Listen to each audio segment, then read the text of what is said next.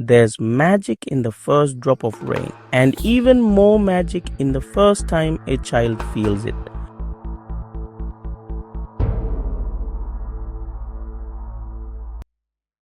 For a child, rain is not weather, it's a new universe waiting to be touched.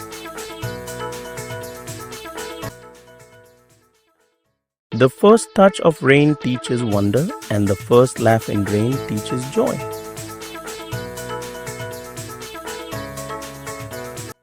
Innocence dances where worries cannot enter, the rain becomes their playground.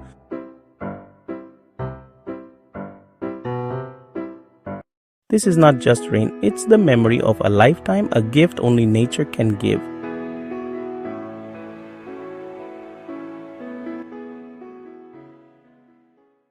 A child's first rain reminds us happiness is simple, just open your arms and let life pour in.